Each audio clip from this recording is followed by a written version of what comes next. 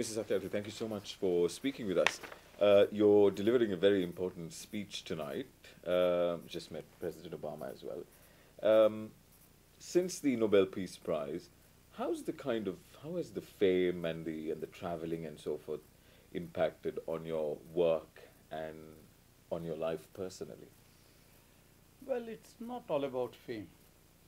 It's all about the recognition to the issue of most neglected, most deprived, most abused and exploited children on the planet.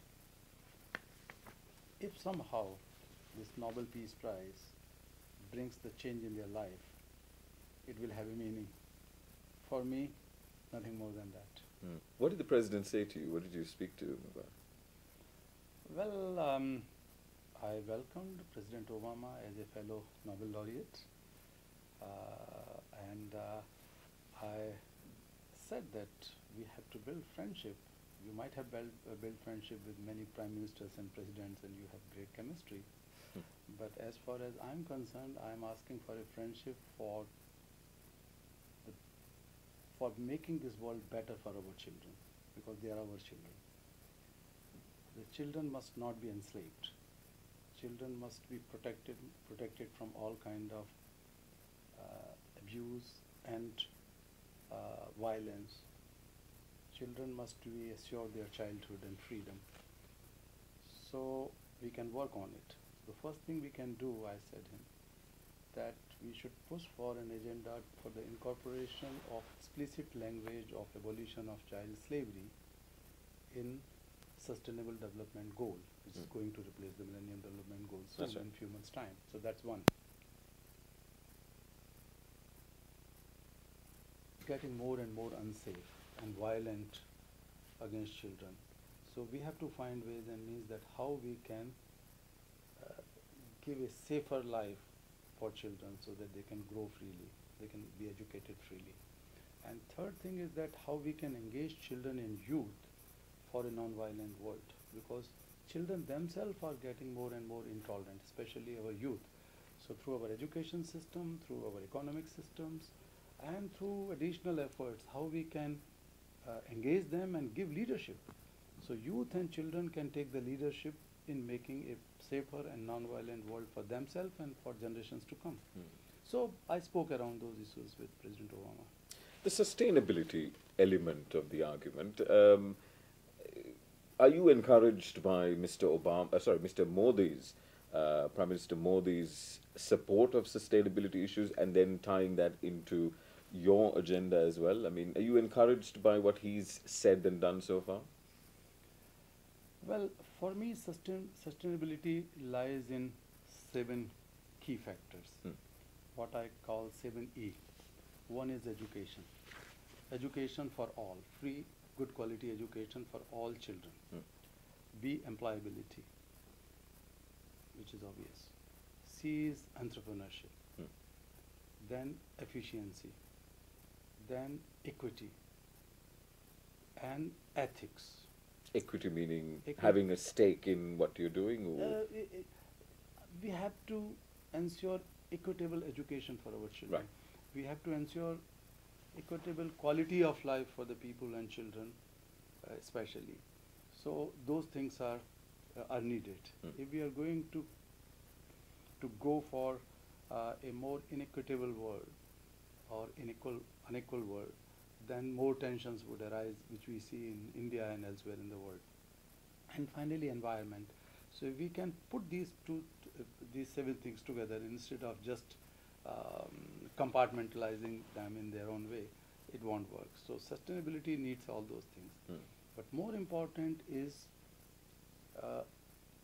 fundamental values of sustainability lie in morality and ethics, and that cannot work without that.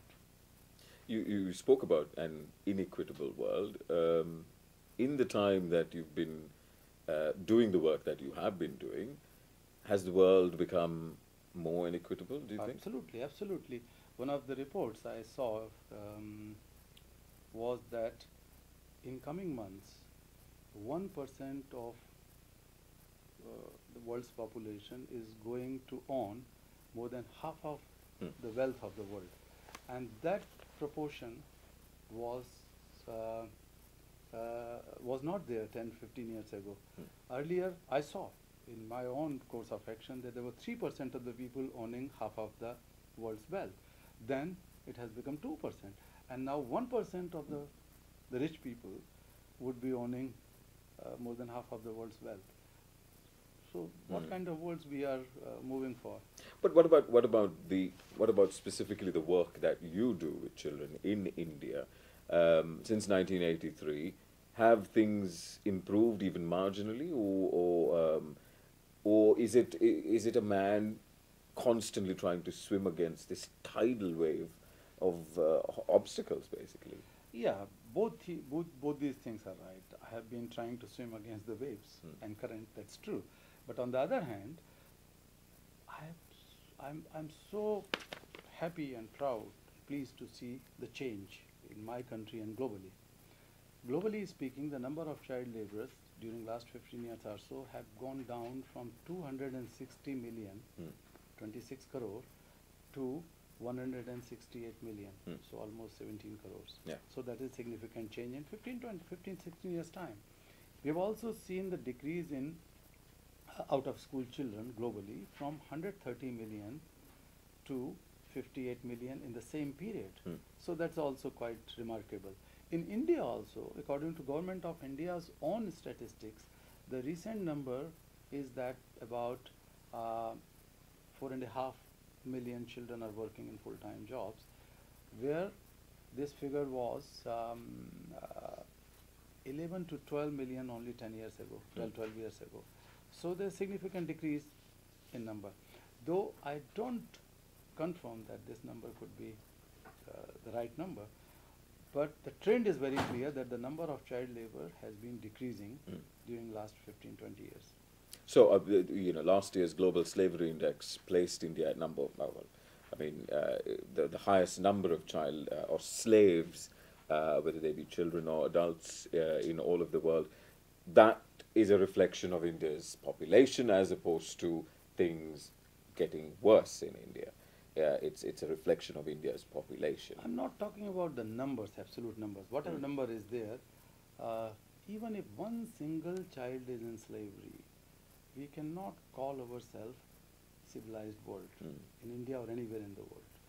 If one single child is in danger, the world is unsafe. One child in danger, many children. One child in slavery, many children. So, for me, every single child matters.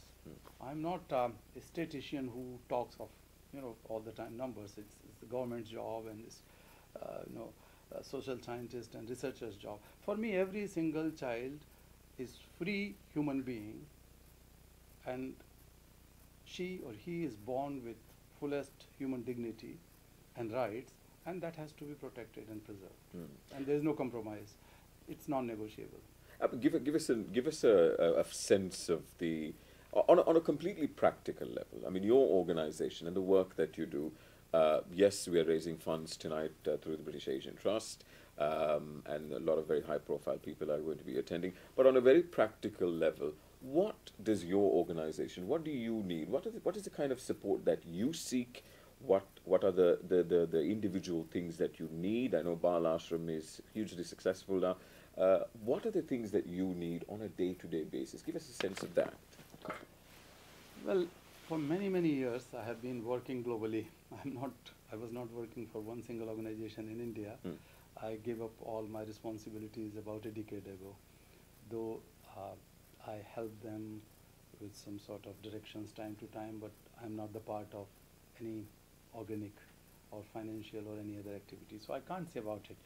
But I can definitely say, in global perspective, that first of all, less than a week of global military expenditure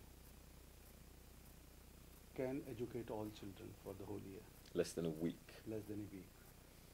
What we need only $18 billion every year to bring children to school.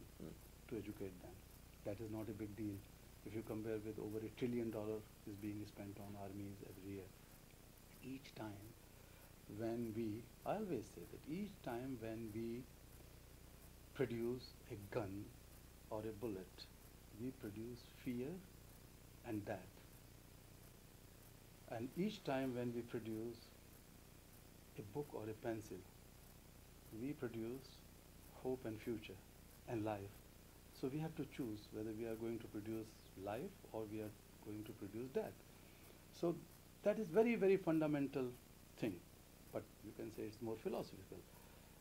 In terms of practical aspects,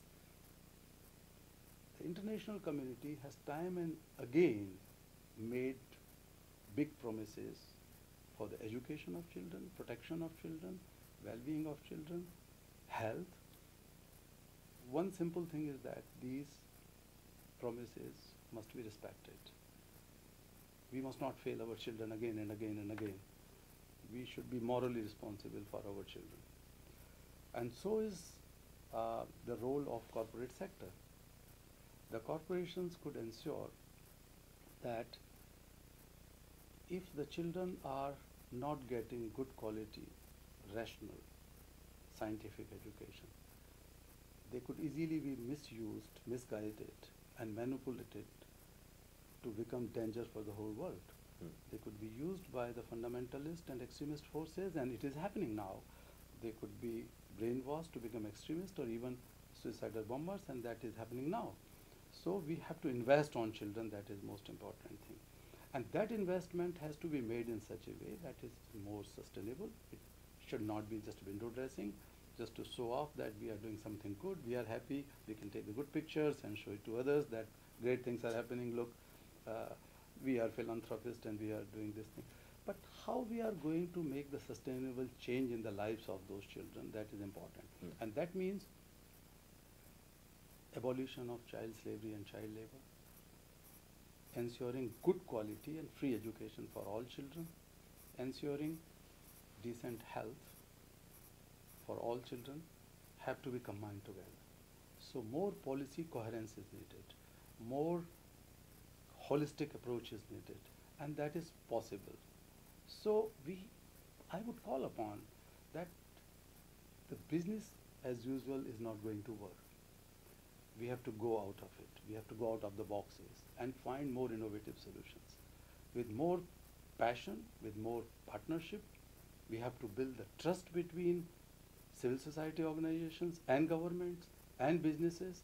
So the corporations, civil society and governments have to work in hand and mutually learn from each other and go for some sort of partnership relationship rather than just give and take relationship. So that all these things are possible, and I think they are going to happen today or tomorrow. This evil has to become a history. So why we are taking so much time? We can do it now. So you have hope. I am fully hopeful, I am fully optimistic, and I know it, and I can give it in writing that I will see the end of child slavery in my lifetime. I will see that all children must be attending a school in my lifetime, and that I'm very, very optimistic for.